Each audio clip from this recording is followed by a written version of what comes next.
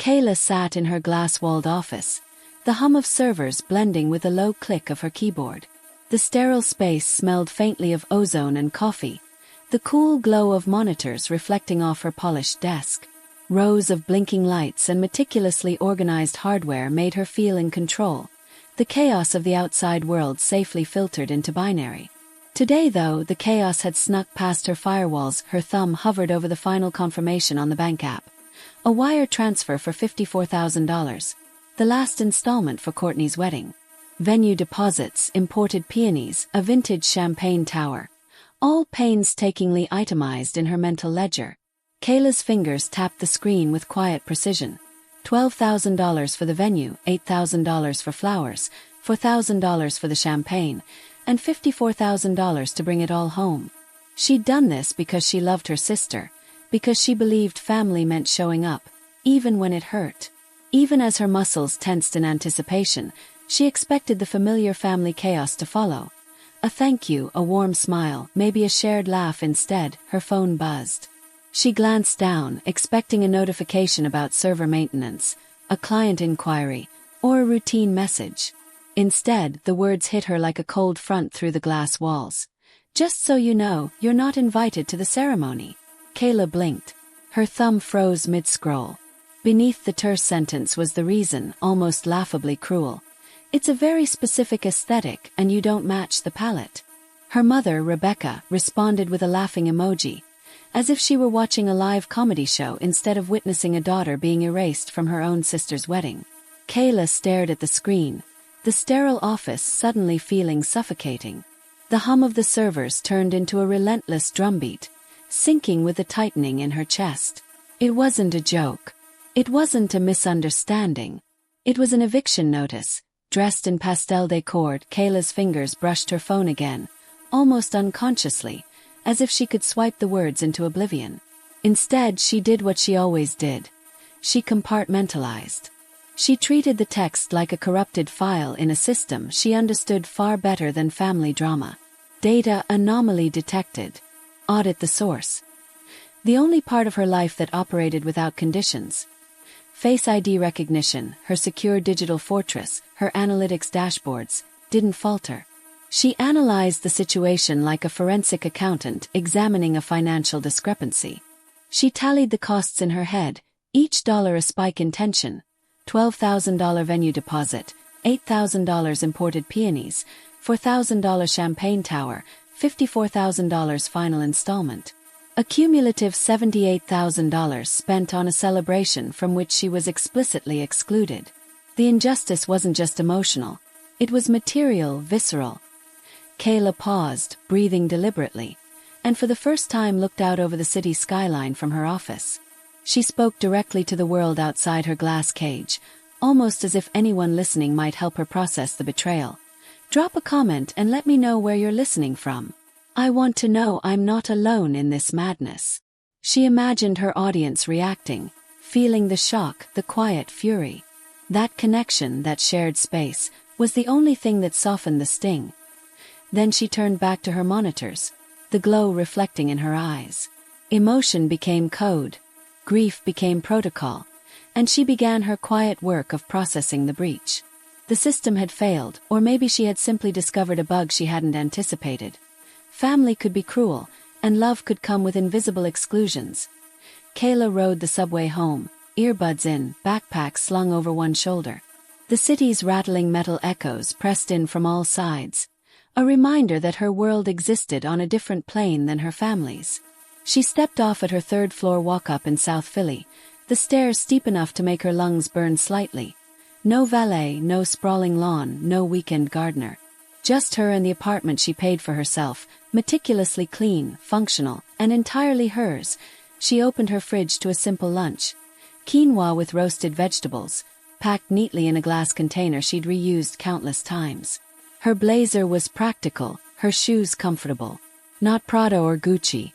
Not even a passing nod to the aesthetic her family seemed obsessed with. She often imagined her sister, Courtney, sashaying past valet-lined streets in a designer gown, flanked by bridesmaids with perfectly matched bouquets, all carefully curated to give the impression of effortless wealth. And Kayla. She was the ghostwriter of that narrative, funding the very lifestyle that allowed them to look down on her.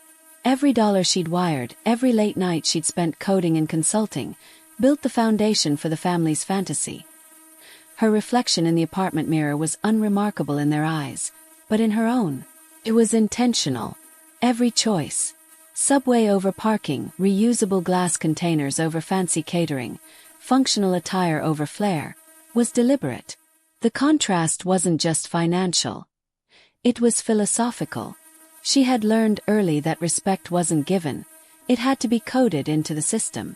And she had coded relentlessly, silently, from behind the scenes, so the family interface could sparkle in her head.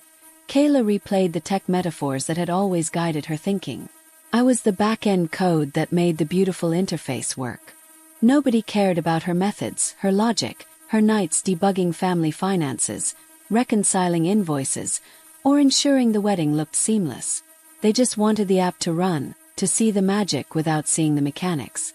And just like in her work, where unnoticed lines of code could prevent a system crash, her efforts went invisible, until they weren't convenient anymore. The betrayal text had been a system alert. Her utility had been exhausted, her function deprecated, her input no longer valued. Kayla sank onto the couch, laptop open, reviewing the numbers again. Not because she hadn't seen them, but because the habit of auditing her own life had become reflexive.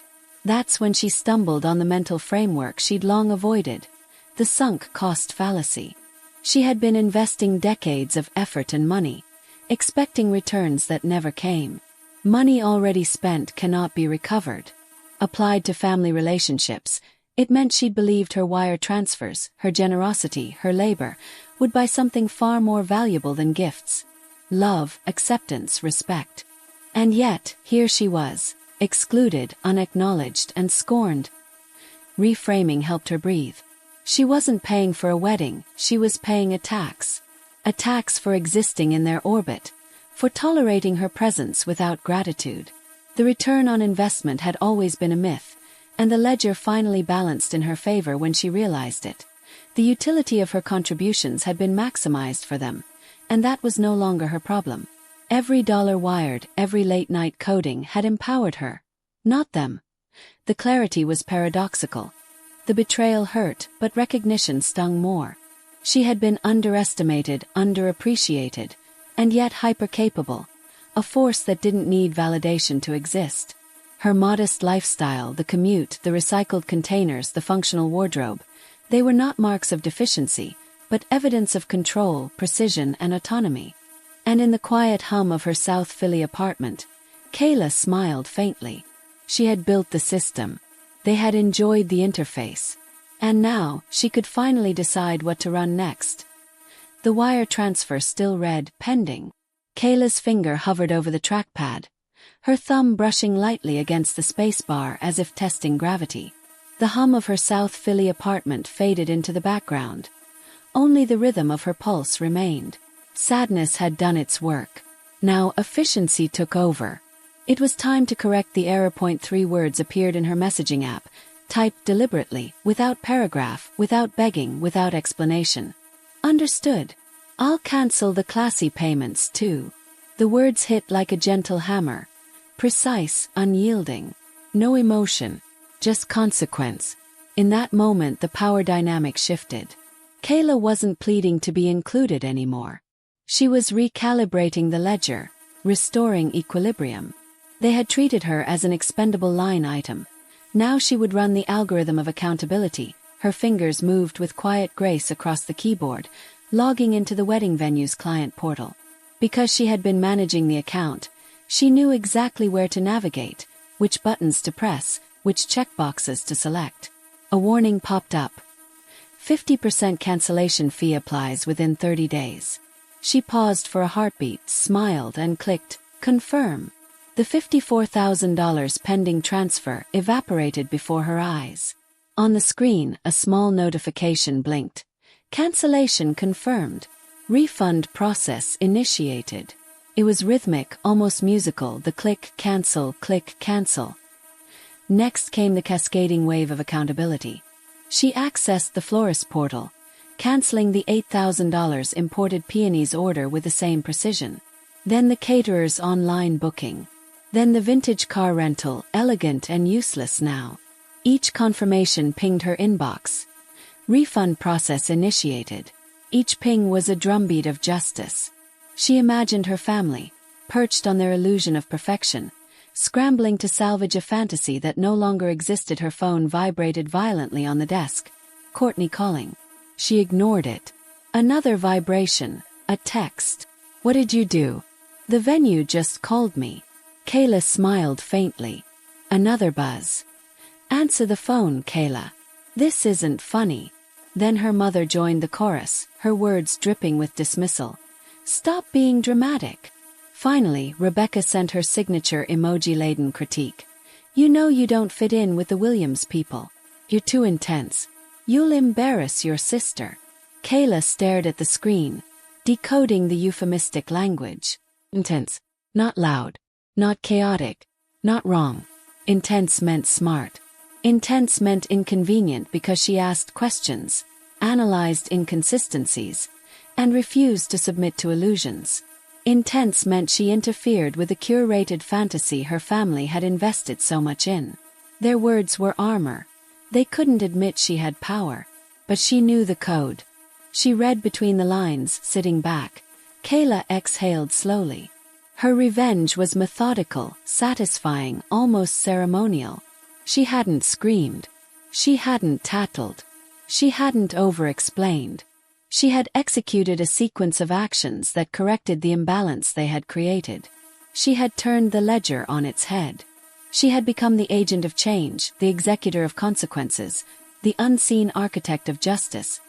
The apartment was quiet again, save for the low hum of her laptop and the soft ping of refund confirmations. In a world where they measured worth by appearance, curated events, and social grace, Kayla had reminded them that competence mattered more than aesthetics. That back-end code, the hard, invisible work, could override the glamorous interface. That systems, when understood, could be redirected, corrected, even destroyed, with precision and without emotion. And in that quiet, she allowed herself a small, private smile. They had thought she was expendable, a line item to fund their illusions. Instead, she had reminded them what happens when the ghostwriter of their family narrative decides to edit the manuscript. Kayla leaned back in her chair. The apartment quiet now except for the faint hum of the laptop and the city beyond the window. She reflected on a concept she had only recently named in her own mind. The glass child. The sibling of someone who soaks up the majority of parental energy, leaving the other largely invisible. Parents look right through the glass child, she realized. Not because the child doesn't exist, but because their attention is absorbed elsewhere. The assumption is that the glass child is fine. She doesn't shatter loudly, and so she can be ignored without consequence, sturdy, transparent, or three qualities that summed her existence. But sturdy doesn't mean acknowledged. Transparent doesn't mean seen. And simply being there doesn't guarantee presence in anyone else's mind. Kayla had spent her life trying to be opaque enough to matter. Perfect grades. Look through. Prestigious job. Look through. Paying off debts, managing finances, keeping every system running smoothly. Look through. She was only visible when her labor reflected back what the family wanted to see. When her money bought things that made them look good. She had been the invisible infrastructure behind a world that celebrated appearances while ignoring reality. Now, things had changed. Kayla wasn't just a window pane they could peer through at will. She was broken glass. She had always been strong enough to hold the frame, but this time, if anyone tried to walk over her, they would bleed. The dynamic had shifted from passive endurance to active boundary enforcement. Her invisibility was gone. Her presence was now a force. The phone rang, Courtney again. Kayla glanced at the screen, thumb hovering. But this time she answered. Not to apologize, not to negotiate. To deliver the news. Courtney's voice came through, high-pitched, sharp. Fix it. Fix it right now. My vision board is ruined. Kayla's response was measured, calm, unshakable. Your vision board was expensive. Logic followed. Since I'm not part of the aesthetic, I figured my money shouldn't be either.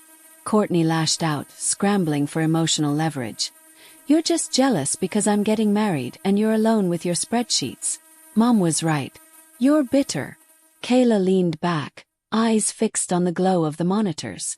"I'm not bitter, Courtney. I'm balanced, and I'm closing the account."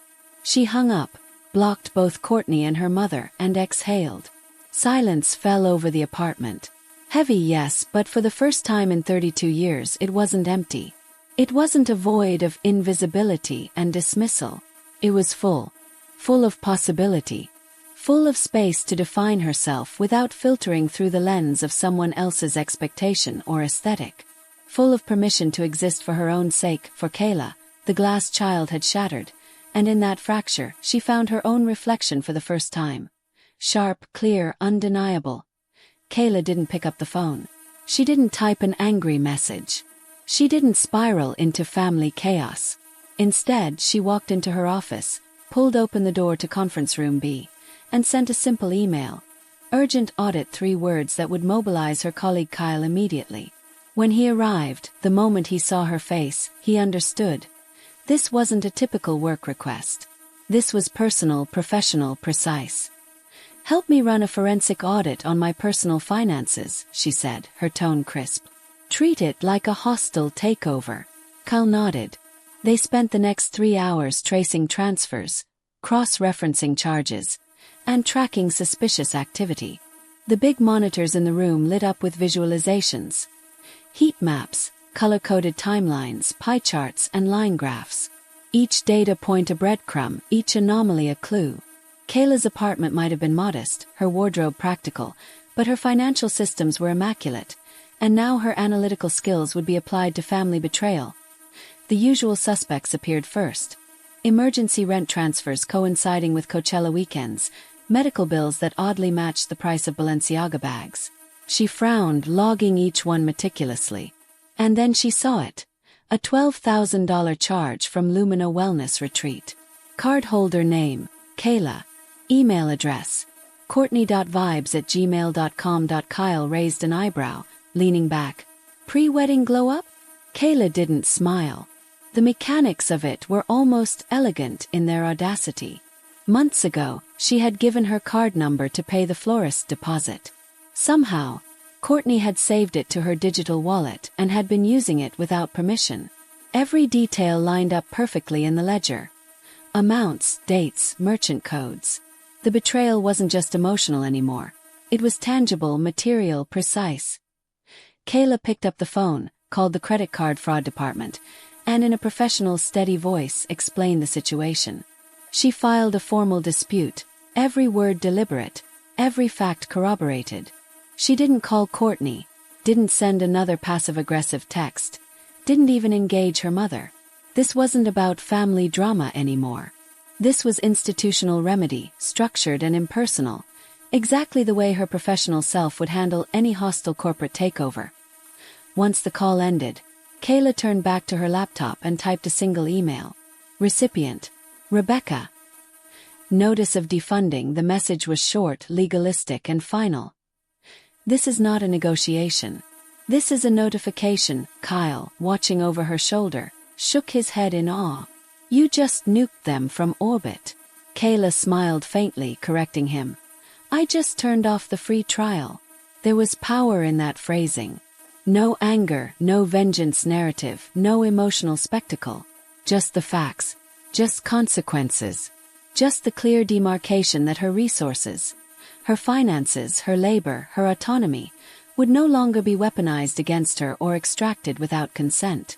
Every visualization on the screen, every disputed charge, every notification she sent was a line of code in a program she had written for self-preservation. When she leaned back, she realized the satisfaction wasn't just procedural. It was moral. The betrayal had been complex, layered. Her sister, her mother, the invisible assumptions of family hierarchy. But each step she had taken, every analytical move, turned chaos into clarity, outrage into operational precision. Her skills weren't just professional anymore. They were personal shields, instruments of justice in a system that had always undervalued her. The audit was complete. The refund process had been initiated. the fraudulent charges contested, and the notification delivered. Kayla looked at Kyle, who gave a small nod of respect. This wasn't about vindictiveness. It was about accountability. And for the first time, the ledger of her life didn't just balance. It empowered her. Kayla had logged into her old cloud drive searching for a florist receipt. She clicked through folders meticulously labeled by year, by vendor, by type of expense. Her signature archival precision. But instead of invoices, her cursor hovered over a folder she hadn't opened in years. Dad's estate. Her father had died when she was 22. At the time, she'd been told there was a mountain of debt. Unpaid bills, back taxes, medical expenses. That explanation had justified why she couldn't attend graduate school. Why she had juggled 3 jobs while scraping through her 20s. She opened the folder reluctantly, half expecting more disappointment, another layer of sacrifice justified by scarcity. Instead, she found a file named Life Insurance Settlement Final. Her fingers trembled slightly as she clicked it open. The document should have reflected nothing, maybe a small funeral payout. Instead, the screen lit up with a number that made her heart stall. $360,000. Payable to Beneficiary Trust for Kayla. Dated 10 years ago. She scrolled further and froze. A withdrawal slip, executed just 2 weeks after the funds cleared, bore a shaky, poor imitation of her signature. Countersigned by Rebecca. Memo line. Education Fund. Kayla's chest tightened. The math, the effort, the hardship, it all came crashing into sharp focus. 4 years subsisting on ramen. Night shifts at the college help desk.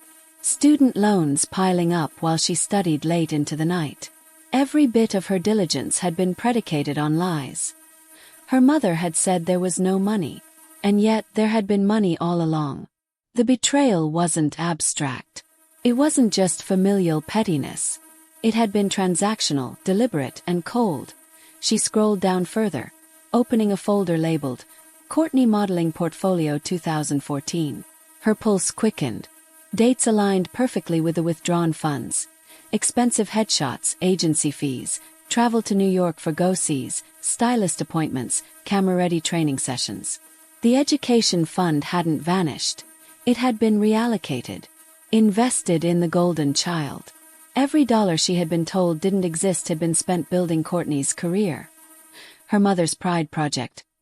Kayla leaned back in her chair, hands pressed against her temples, and a visceral memory erupted from the depths of her consciousness. She was 22, stomach hollow, staring longingly at a vending machine she couldn't afford. The phantom hunger, an ache that had followed her through years of study, part-time jobs, and late-night shifts, resurfaced with crystalline clarity. Betrayal wasn't just financial. It was biological. A mother is supposed to feed her young. Her mother had taken the food out of her mouth to buy glitter and glamour for her favorite. The injustice lodged itself in her chest, sharp and hot. Kayla's hands shook as she hit print. The evidence spilled out in crisp sheets, the paper heavy in her hands like a weapon.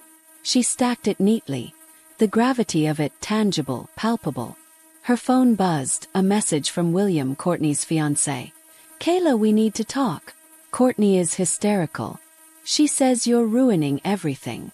She smiled faintly, folding the printed proof into a portfolio. Yes, she typed back. Let's meet. Bring Courtney. The words felt momentous. She didn't type an apology. She didn't hedge. She set the stage. It was time for a boardroom collision. For the first time, the ledger of her life wasn't just personal. It was public. Every document, every date, every dollar became undeniable proof. The stolen inheritance, the phantom hunger, the systematic erasure of her youth, all now had tangible form. And a new player had entered the field. William, confused but curious, was a potential witness, an intermediary, a wild card. The stage was set, and Kayla's quiet but meticulous preparation ensured that she wouldn't be ignored. Or gaslight. Again, she looked at the papers, the numbers, the carefully labeled folders. Each sheet felt like a reckoning. Each line was a reminder that she had survived, endured, and now had the tools to expose the full scope of betrayal. The ultimate betrayal. A mother who had failed the most basic parental duty. But Kayla had the evidence. She had the narrative. She had the power. And for the first time, she could turn the tables with precision, clarity, and resolve. Kayla arrived early at the sleek Center City coffee shop, a neutral territory chosen with precision. The floor-to-ceiling windows reflected the soft morning sun, the minimalist decor lending an unspoken air of authority. She sat at a polished table near the back, manila folder perfectly aligned, edges crisp. Every detail was intentional. Her blazer smoothed, shoes practical but polished, posture unshakably confident. She wasn't here to negotiate. She was here to reveal the truth across from her. William arrived. Crisp navy suit, leather briefcase swinging slightly as he paused mid-step, scanning the room. And then there was Courtney. Frantic, a severe bun atop her head, patchy makeup, sunglasses indoors, trying to mask panic with posture. The tension between the sisters was palpable even before the conversation began. William stopped dead, eyes widening as he registered Kayla. "Dr. Kayla," he said, voice a mix of surprise and recalibration. Kayla stood, smoothing her blazer with quiet grace. "Good to see you outside of a quarterly review." Courtney froze. You know each other." William's voice wavered slightly. Wait, you're Courtney's sister." His gaze flicked between them, confusion etched on his face. "Did she never mention my name?" Kayla's calm presence contrasted sharply with Courtney's frantic energy. William had been trying to recruit Kayla for 2 years. She was the lead data scientist managing their firm's clinical trial analytics. Brilliant, methodical, a mind he had admired professionally. Unaware she had been silently funding his fiancée's wedding. The lies started to crumble. William hesitated, glancing at Courtney, who trembled beneath the weight of exposure. "She told me she was a burnout," Courtney stammered. "Someone unstable who couldn't hold down a job. Someone we shouldn't invite. Too difficult." Kayla's voice was steady, measured. "A burnout. Interesting." Courtney faltered, offering another fabricated narrative. "She told me she was paying for everything. I just told William the family was covering it. I didn't want him to think we couldn't handle it." Kayla's gaze didn't waver. Until 3 days ago." William's eyes widened as realization hit. Courtney had lied about family money, claimed parental trust funds that didn't exist, and erased Kayla from the narrative entirely. "There is no trust fund, William. There is only my salary and my savings. Savings which Courtney has been draining without my knowledge." Courtney's face contorted into a scream. "That's a lie. She's lying. She's just jealous." Her words rang hollow against the composed authority Kayla exuded. William looked from Courtney's hysteria to Kayla's calm professionalism, evaluating, analyzing, processing. He was a man who valued substance. Running a pharmaceutical company demanded it. Facts, efficacy, results. He knew how to read reality. And in Kayla, he saw competence, intellect, and integrity. In Courtney, he began to see a placebo, a manufactured image that promised substance but delivered only chaos. "William," Kayla said evenly, "she told you I would ruin the aesthetic. I suppose competence isn't very aesthetic." William nodded, almost amused. "It's the only aesthetic that matters." The temperature of the room seemed to drop 10 degrees, the weight of truth settling over all three of them. He turned to Courtney, voice firm. "Full disclosure. You lied. About family money. About your sister. About who you are." Courtney tried to defend herself, voice trembling. "I did it for us. I wanted to be perfect for you. I wanted to fit in." "You don't fit in by pretending to be someone else," William said evenly. "And you certainly don't fit in by stealing from your own family." Courtney gasped, her panic rising. "Stealing? I didn't steal. She gave it to me." Kayla slid the manila folder across the table, opening it to reveal the evidence. First, the life insurance policy, $360,000, forged signature. Then, the credit card dispute report, $12,000 unauthorized charge. Each document was precise, immutable. William didn't need to read every line. The look on Courtney's face told the story. Confession had arrived without a word. The weight of irrefutable truth pressing down the room was silent but electric. Kayla's calm, deliberate composure contrasted sharply with Courtney's flailing desperation. William's gaze lingered on Kayla, respect mingling with astonishment. Here was a woman who had been invisible, dismissed, even financially exploited. And yet now she held the cards, the evidence, the authority. Courtney's carefully curated world had collapsed around her. And in that moment, the ultimate status reversal crystallized. The brilliant, competent sister, once ignored and invisible, now stood as the undeniable architect of truth. The lying sister, who had curated every narrative and fabricated every claim, was exposed, humiliated in front of the man whose respect she craved. The evidence was literal, tangible, and irrefutable. Professionalism, intelligence, and calm had triumphed over chaos, manipulation, and deceit. William stood up from the sleek coffee shop table. His posture measured, his tone threaded with both apology and respect. "I am so sorry, Kayla. I had no idea." Kayla met his gaze steadily. "I know. That's why we're here." Turning to Courtney, he squared his shoulders. "I think we're done. The wedding is off. I can't marry a fraud." Without another word, he walked out, the door clicking behind him. Courtney froze, her carefully maintained facade cracking. "I hate you. You ruined everything," she spat. Kayla's voice remained calm, precise. "No, Courtney. I just showed him the data. You ruined the results." The perfect aesthetic she had labored to fund, to protect, finally shattered under the weight of ugly truth. 2 hours later, William made it official. An email landed in Kayla's inbox and on the phones of the entire guest list, CCing vendors. Insurmountable breaches of trust and financial irregularities necessitate the cancellation of the wedding. Not a word mentioned Kayla's name. Justice had arrived silently but undeniably. Evening descended over South Philly, quiet until the doorbell rang. Not a polite buzz but frantic, insistent pounding. Kayla peeked through the camera feed. Rebecca and Courtney on the stoop. They looked like survivors of a natural disaster. Courtney's makeup smeared, hair wild, Rebecca pale, clutching her purse like a lifeline. 2 pixels of desperation in the night, demanding entry, pleading for control. Kayla opened the door but didn't step aside. She stood in the threshold, a living blockade. Years of running to them whenever called crystallized into a single, immovable boundary. Courtney lunged, voice raw. "You ruined my life." Rebecca caught her daughter and then turned, pleading. "Talk to William. Tell him it was a misunderstanding. Tell him you gave us the money. Tell him you knew about the insurance. Protect your family. We're your blood." Courtney is devastated. She's lost everything. Kayla's eyes remained steady. "She hasn't lost everything. She still has you."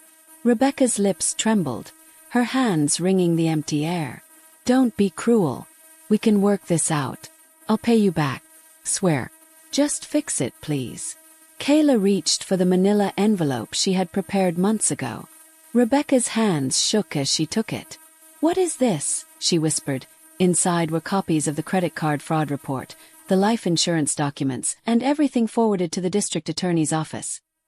"You forged a legal document, Mother," Kayla said softly, but each word carried the weight of law.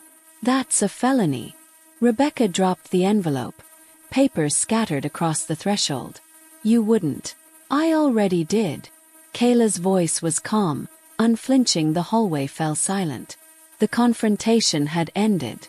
"You wanted a specific aesthetic for the wedding," Kayla added, gesturing at the strewn documents. "Well, this is the new aesthetic. It's called consequences." She stepped inside, closing the door firmly. Deadbolt clicking into place. Outside, Courtney and Rebecca pressed against the frame for a fleeting second before reality settled back onto them. Kayla listened to the silence settle into the hallway, the most beautiful sound she had ever heard. She finally allowed herself to exhale. Years of betrayal, manipulation, and erasure had culminated in this threshold. Legal accountability, emotional boundaries, and an undeniable assertion of self-worth. The chaos, the lies, the gaslighting, all contained, addressed, and neutralized in no screaming. No bargaining. No illusions. Only truth. Only justice. Only control restored to the person who had spent decades being invisible. The perfect aesthetic, once so carefully curated by Courtney and Rebecca, had crumbled. And in its place, Kayla had left something far more enduring. Order, clarity, and the quiet, profound satisfaction of a life reclaimed. William didn't just end the engagement. He dismantled the entire facade Courtney had built. A week later, a handwritten note arrived at Kayla's apartment, crisp and deliberate. "I apologize for the disrespect I unwittingly participated in. Your accomplishments, professionalism, and intellect are extraordinary. Our company remains committed to your ongoing projects. Your work has always impressed me." Reading it, Kayla felt a quiet validation, far deeper than any wedding invitation could have offered. This was a man of integrity, someone whose respect mattered more than applause, more than appearances, more than any curated illusion of family or societal expectation. Rebecca, meanwhile, faced the legal consequences she had never anticipated. The insurance company opened a formal investigation. Kayla's lawyer submitted the fraud report, life insurance documents, and evidence of unauthorized charges. Rebecca avoided jail thanks to a plea deal, but restitution was mandatory. Worse than any legal penalty was the public exposure, the collapse of her perfect mother image. Former friends and social contacts quietly distanced themselves, whispers following her wherever she went. Shame replaced status. The carefully maintained veneer of authority crumbled under the weight of documented betrayal. Courtney's life imploded without William's status or Kayla's financial backing. The carefully curated influencer lifestyle that had defined her existence collapsed, leaving her no choice but to move back into the small, tense apartment with Rebecca. The two women now lived trapped in the bitterness they had cultivated, feeding off each other's envy and resentment. Kayla erased Courtney from every digital platform, blocked, muted, deleted, erasing the online presence of the sister who had spent years trying to erase her. It was poetic symmetry. Just as Courtney had attempted to delete Kayla from her curated narrative, Kayla had reclaimed control over her digital and personal boundaries. Kayla celebrated not with champagne or fanfare, but with silence. She sat in her quiet apartment, the evening sun casting long, warm shadows across the floor. She opened her old budget spreadsheet, the one tracking family support, the column that had drained her savings, her energy, and her self-worth for over a decade. She highlighted the cells, pressed delete, and watched as the numbers vanished. The total recalculated automatically. A surplus, a future, a freedom. Her apartment was still. Not lonely. Peaceful.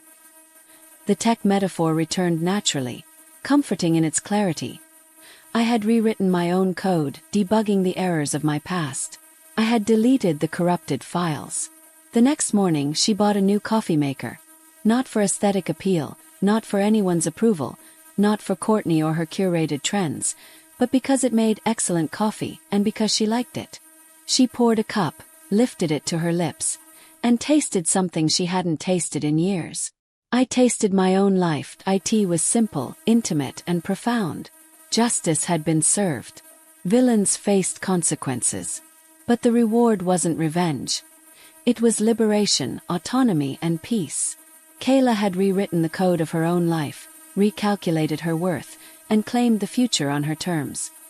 You can't upload new data into a corrupted system. Sometimes you just have to delete the file. Have you ever had to delete family to save yourself? I want to hear your story. Drop it in the comments below. Let's build a space where we acknowledge the invisible work, the boundaries drawn, and the courage it takes to reclaim your life. If you're still holding on to the receipt for love you never got, tear it. Life isn't about repairing a system that was never meant to function for you. It's about rewriting the code, reclaiming your power, and finally running your own program.